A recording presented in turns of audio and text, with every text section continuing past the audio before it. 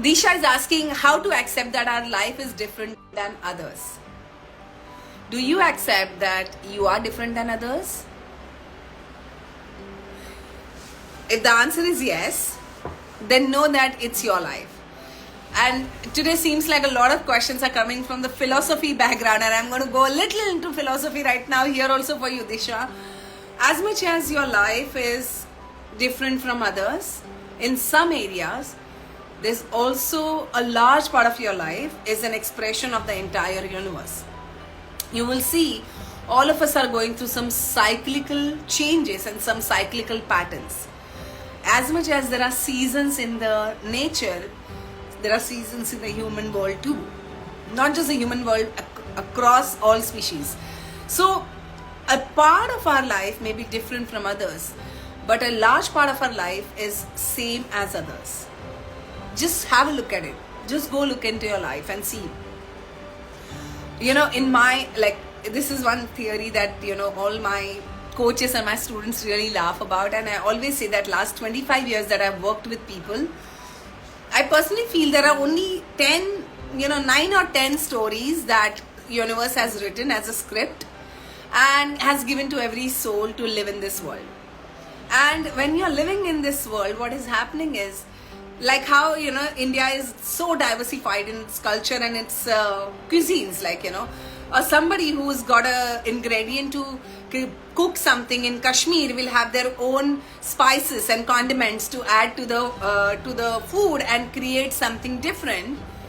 Similarly, a person who's living in Kanyakumari will have something else, right? So each one of us have those 9 or 10 scripts, not more than that. And all of us live in the cyclical space in the same kind of experiences. And just that we add our different spices to it. So my suggestion is, it's not that you're different from somebody else. It's just that in that moment, maybe somebody, or in that phase, maybe you are going through a different phase than somebody else. It's classic saying that, birds of the same feather flock together. So there will be similar sort of stories you will hear in your life. Like, at least I hear a lot of similarities. So many people coming to me and talking to me. I hear a lot of similarities in people. And if you observe, you will understand that yes, there are a lot of similarities. People have, maybe there is different experiences that you have come through since childhood, but there is somehow, we all wind up becoming similar. The fundamental of the human being is love and connection. And if you miss love and connection in your life, that's where you start feeling this entire thing is my life is different than somebody else's. So think about your life, okay? Maybe at this point of time you're feeling that you don't have that love and connection, and that's why this question is there. But think about your life, that anytime, any given point of time in your life when you had love and connection, not necessarily with your romantic partner, it could be with anybody. When you had that love and connection, did you not feel you're one with that person? That's what we call as honeymoon phase, right? Where you have that connection with that person. And why you have that connection with that person? Very simple.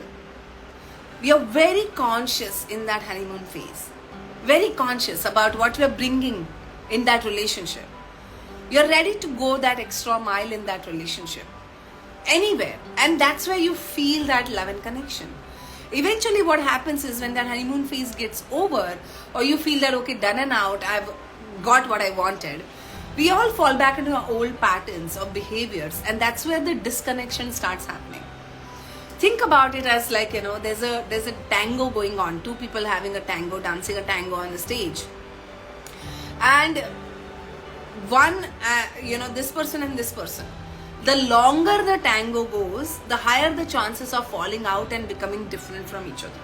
So every time when there's a tango going on, these two people have to reconnect with themselves all the time to stay in touch.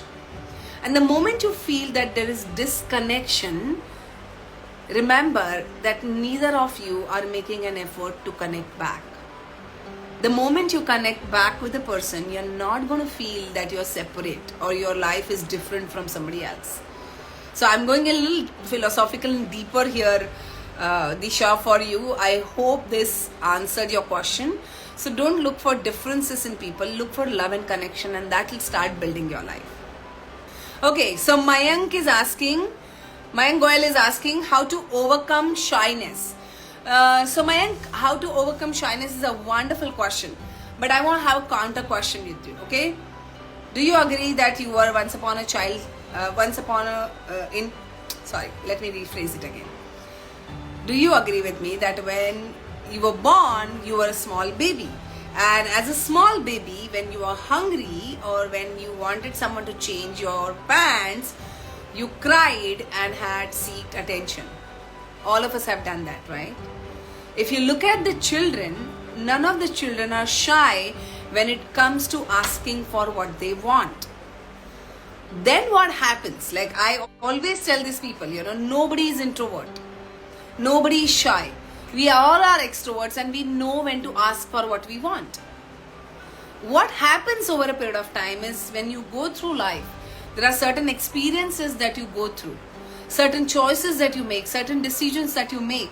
And if you have a critical elder or if you have a harsh parent who's constantly reprimanding you or pushing you or telling you that this is not okay, or maybe, you went through a traumatic experience where you got that kind of a humiliation or you felt rejected when you asked for something, that's where you're going to stop asking for things, because it is going to seriously take hit on your self-worth. And when your self-worth is hit, you feel the fear of rejection. You have the capacity to take more rejection. So what you start doing is you start keeping quiet and you start accepting what comes to you. So even it means, somebody's throwing the breadcrumbs at you, you're okay with it, because going and asking for it, somebody will say no to it. And you fear hearing the no so much, or hearing how bad you are, or hearing you're not good enough. You're so scared of hearing that you don't make an effort to go ahead and ask for it from anybody. It becomes your temperament. Now, you are not born with shyness, so you have learned the shyness. And you can obviously overcome the shyness by recognizing where the pattern is coming from. And what happened in the past because maybe you didn't have the ability or the way you could handle the situation. Maybe it was not in your control. Maybe you didn't have the power. And so it happened. But today, as a grown-up, I believe that each one of us have the power and choice to make. Now, I know that how difficult and how debilitating it would be to go and ask for something, especially if you have that fear inside you. So I want to tell you this, okay? Fear is natural. Everybody has it. Courage is optional. You want to overcome the fear? You only get the fear because you have the fear of unknown. You don't know what the answer is going to be. You want to overcome that fear. You got to do two things. You got to brace yourself with rejection. You got to be like, okay, if I fear rejection, I have to anyway go and do it. And for that, what do you need? The rejection, somebody is not rejecting you. You have to remember this. People are not rejecting you particularly. They are rejecting that habit, that behavior, that trait that they are not able to accept. And just because they are not accepting something that you're offering doesn't mean that they are rejecting you. So the first thing you need to distinguish is that one trait, that one behavior is not whole of you. The second thing that you need to understand is the shyness comes from various areas, like, maybe you feel that you don't know how to communicate. Maybe there's a language barrier. Maybe there is, tone, or maybe there is voice modulation. There's so many things that may be coming in the way of you feeling that I'm not good enough. So how about starting to educate yourself and understand yourself, that how can I start, working on myself? The more you work on yourself, the more and more conviction you will start developing, and the more you'll feel that, okay, how many people rejected you in your life? 10, 15, 20? There are 7.5 billion people in the world. If those 20 rejected you, you will have 200 accepting you. But you have to first build yourself. So invest in yourself, invest that time in yourself, find the role models look at who do you want to become like.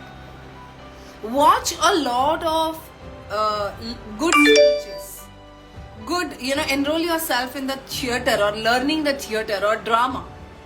Maybe learn classical singing or any singing for that matter. That will any kind of an activity. And also every single day make it a point that you talk to at least one stranger. Do this activity for 30 days. And I guarantee you, when you'll come back to me, that you will say that, my shyness is really, really reduced. I don't feel it anymore. There's a combination of things that you can do to work on yourself, and you will see in 30 days, 90 days, your life will keep changing. Yeah, I hope this helped you.